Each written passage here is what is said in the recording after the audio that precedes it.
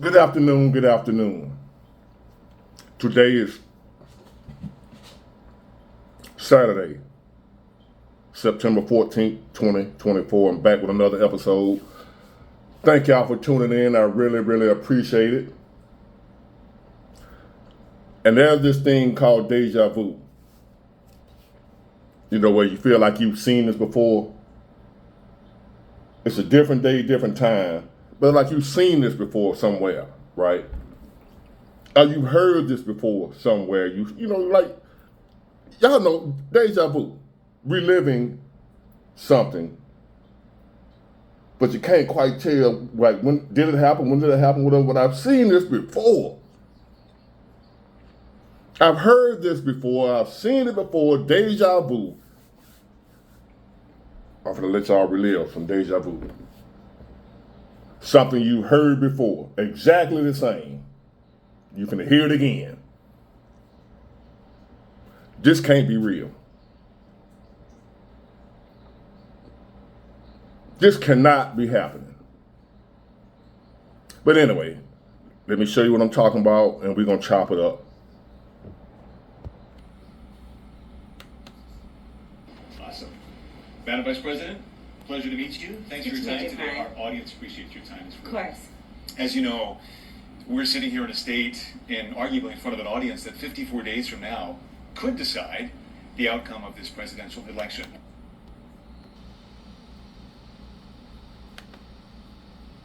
You hear it more than I do. People want to know more about you and about your specific plans. At the debate the other night, you talked about creating an opportunity economy. I wonder if we can drill down on that a little bit. When we talk about bringing down prices and making life more affordable for people, what are one or two specific things you have in mind for that?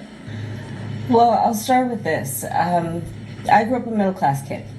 My mother raised my sister and me. She worked very hard. She was able to finally save up enough money to buy our first house when I was a teenager. I grew up in a community of hardworking people, you know, construction workers and nurses and teachers. And I try to explain to some people who may not have had the same experience, you know, but a lot of people will. Deja vu. Where have we seen and heard this before? I've seen this somewhere.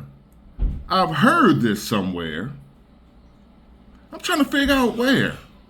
The exact same answer. Y'all help me out here. We gonna figure this thing. We're gonna get to the bottom of this.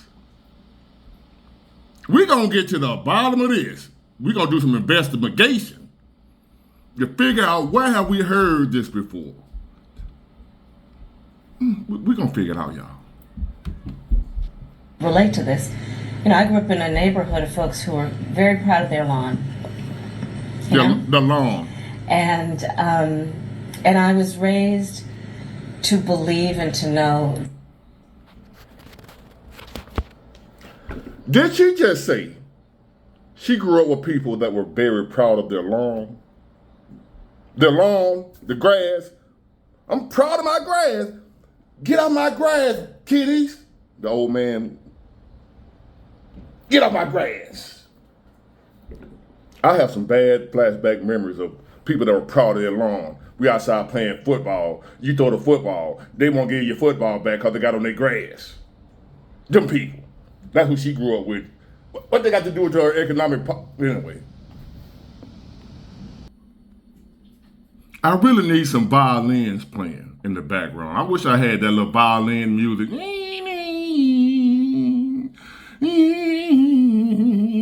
You know, the violin background music when somebody telling a heart-touching story about their childhood and where they grew up. You know what I mean? The little violin. Y'all know what I'm talking about.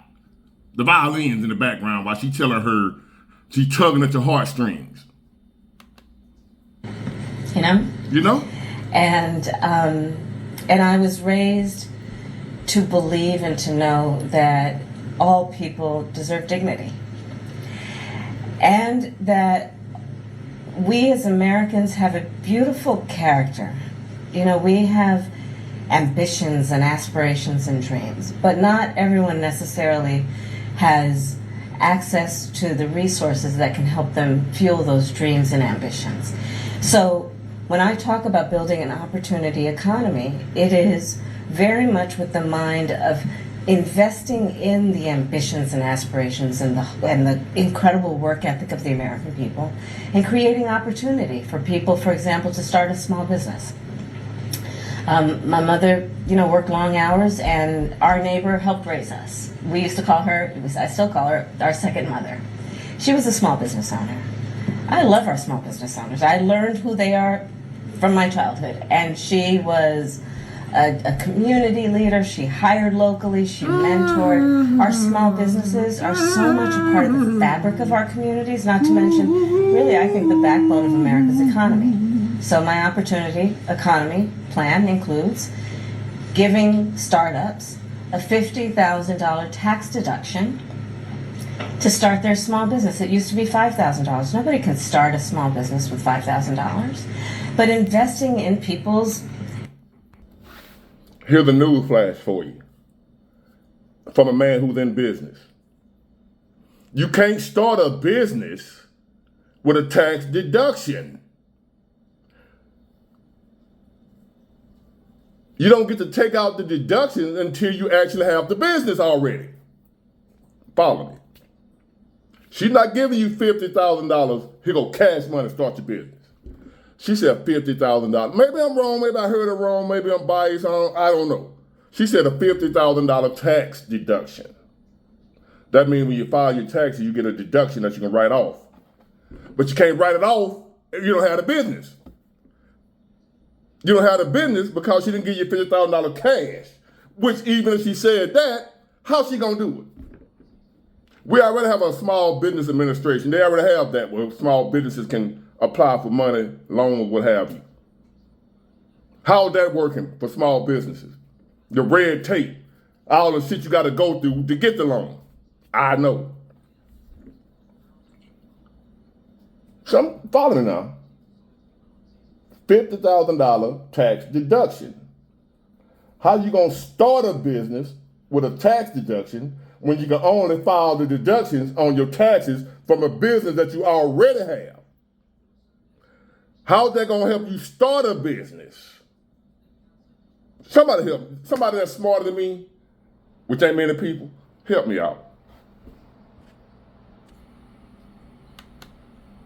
Innovative ideas and giving them the ability to go for it.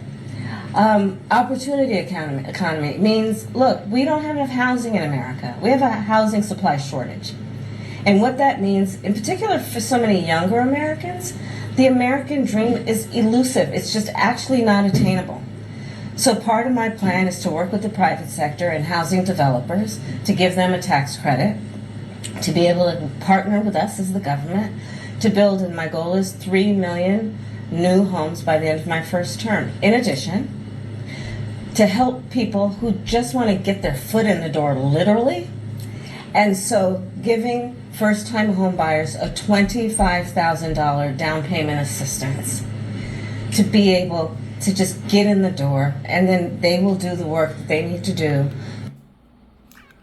And guess what gonna happen with that $25,000 assistance she talking about? If she do it, she ain't gonna be able to do it. Sounds like forgiving student loans. How'd that work out for you? Promising you to give you free stuff. How does that work out? So now they're gonna give you $25,000 to buy a home. Who, me? Shit, if she gonna give me $25,000, I got your back, baby. You gonna give me $25,000, Miss Harris? Well, I can't vote for Trump. She gonna do that. I gotta have that 25 grand. I ain't stupid enough to fall for that, baby. If I really thought you were gonna give me $25,000, if I thought you could give me $25,000 to buy a home, you have my vote in a heartbeat. I wouldn't care about nothing else. Hey, Trump, I was with you. I was down for you. But Ms. Harris said she's going to give Big Ward $25,000. And I believe her. So I got to vote for her. The problem is, I don't believe her. She can't do it. That's way more money than the student loan forgiveness. And they couldn't do that.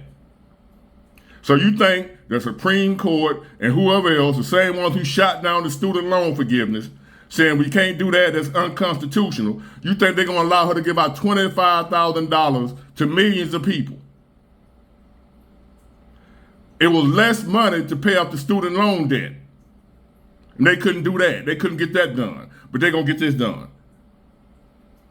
Well, I tried. I said I was going to do it. I tried. Them damn Republicans, they held it up. They stopped it. They blocked it. Whatever. That's all you're going to hear is why she couldn't do it. I wanted to do it, y'all, with them damn Republicans.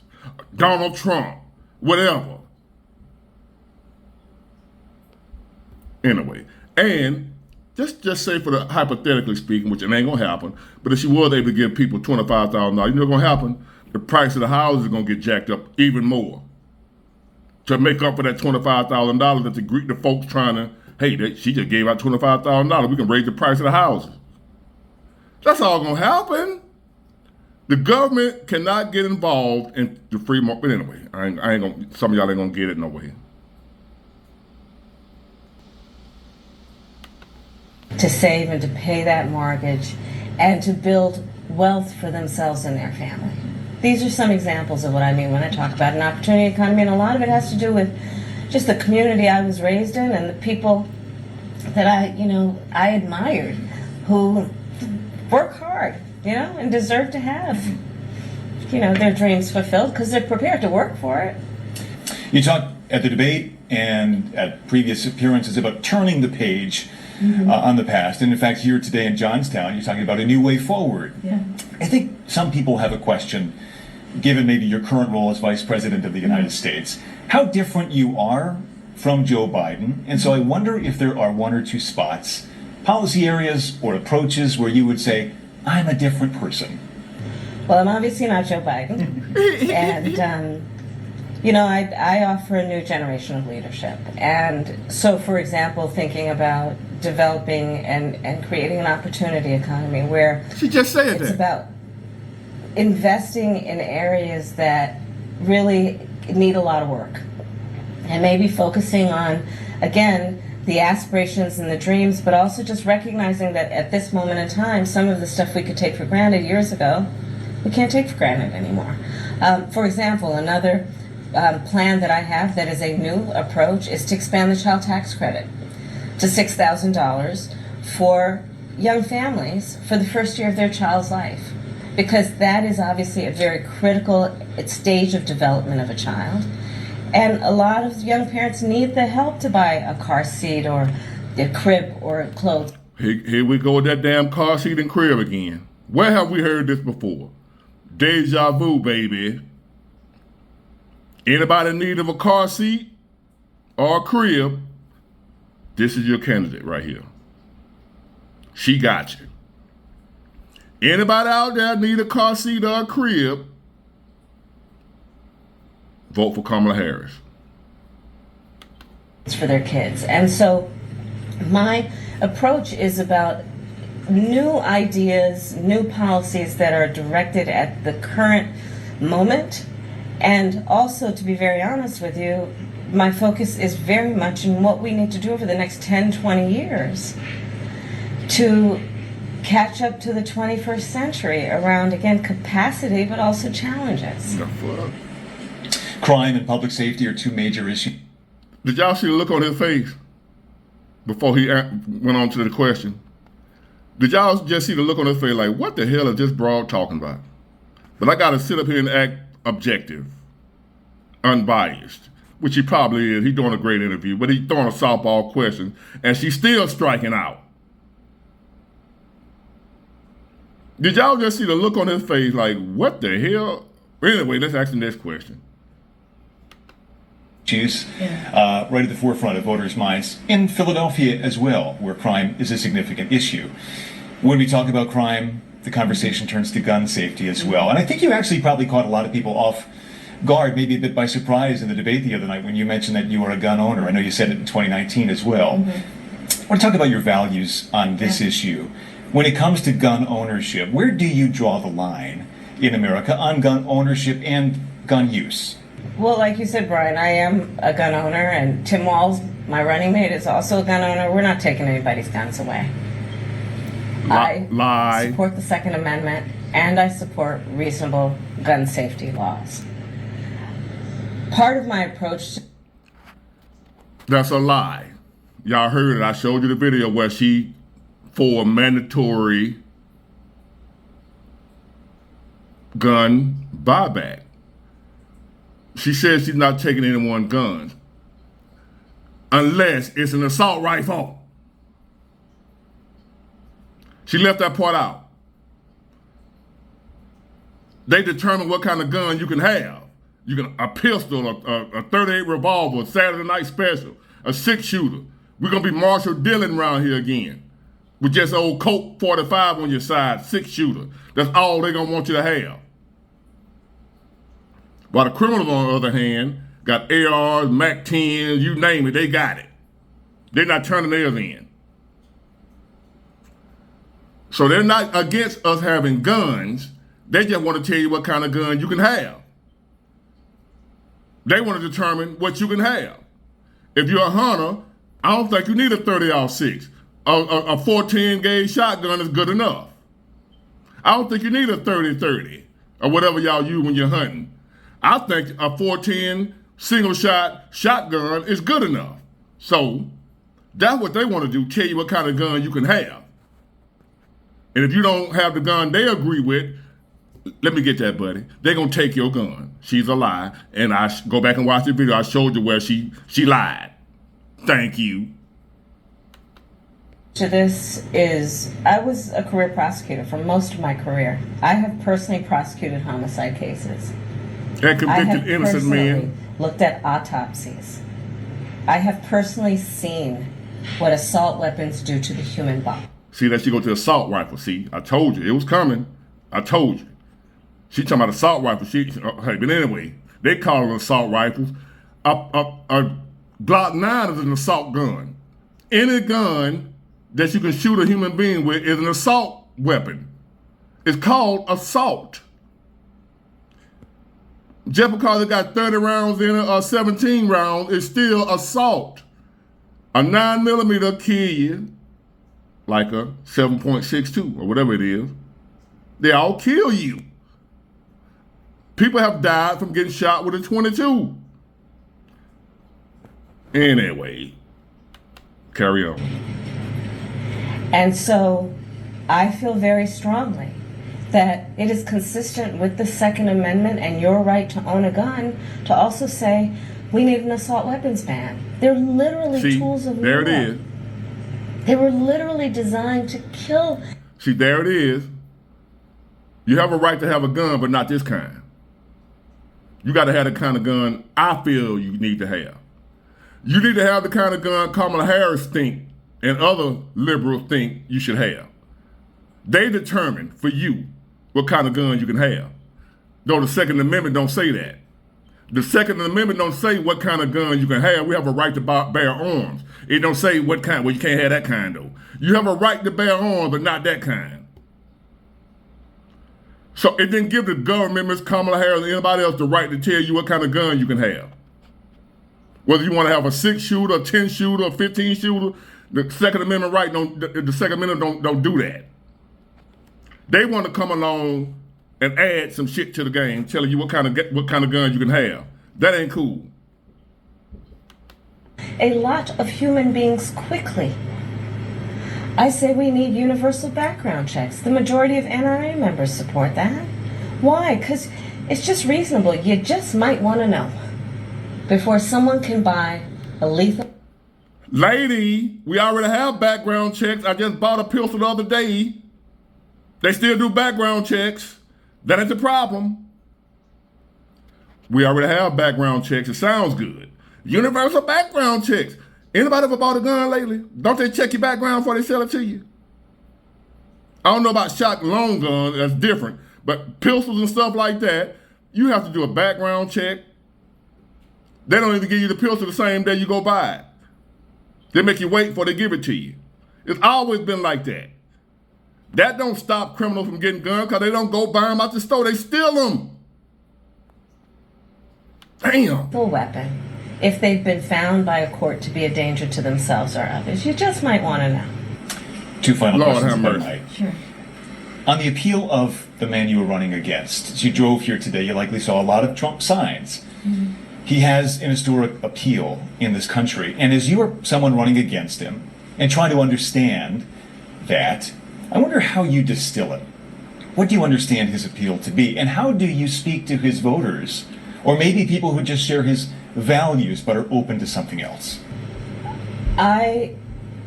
Based on experience and Lord. Come on, lady. lived experience. No. In my heart, I know, in my soul, I know that the vast majority of us as Americans have so much more in common than what separates us. And I also believe that I am accurate in knowing that most Americans want a leader who brings us together as Americans and not someone who professes to be a leader who is trying. No, that ain't what we want. We want somebody to fix this goddamn economy. I want to go to work. I don't care nothing about nobody bringing me together with no American. That ain't gonna happen. That's not gonna happen. That little perfect word you talking about. Somebody that's gonna bring us together as Americans. Nobody has done that. Some of the best presidents we ever had couldn't do that. We're not going to all be together as Americans. We are different. People have different mindsets, different thoughts, different views. You got people that hate other people for whatever reason, their skin color, their sex, they gay, whatever people hate. You cannot legislate morality. I'm not looking for no president to bring no damn body together. I'm looking for a president that's going to fix this economy, do something about inflation, housing, food. I don't care nothing about no bringing no Americans together. We're going to let Jesus do that. How about that? That's his job. Trying to have us point our fingers at each other. I think people are exhausted with that approach, to be honest with you. I think people want a leader who has common sense and tries to find common ground. I'm supported by over 200 Republicans who worked for both Presidents Bush, John McCain, Mitt Romney. I'm supported by the former Vice President Dick Cheney, former Congressmember Liz Cheney. And I think people are more willing now, in light of the hate and division that we see coming out of Donald Trump, to say, hey, let's put country first. And I think that just makes us stronger and more healthy as a country.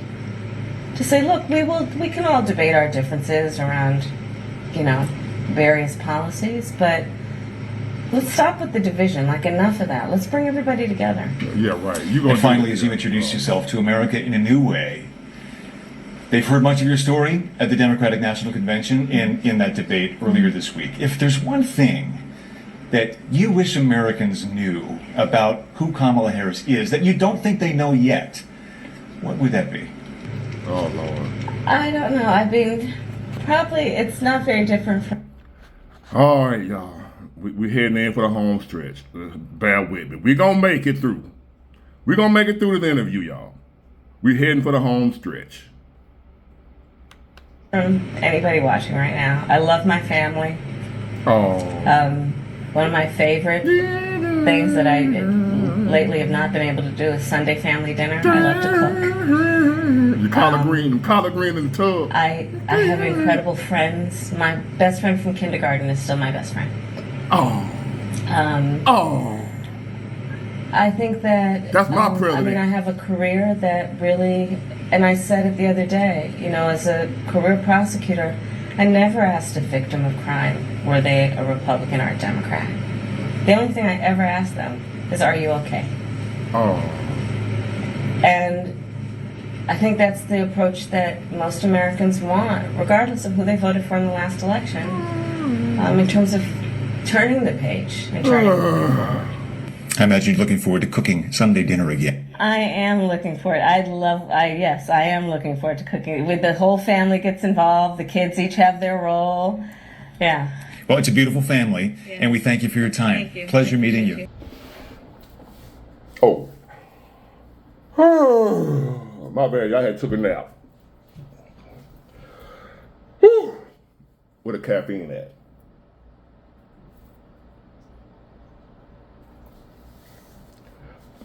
My bad, y'all. I took a nap through that, but I fell asleep. My bad. Excuse me. Excuse me. But anyway, get it, got it, good. Bye.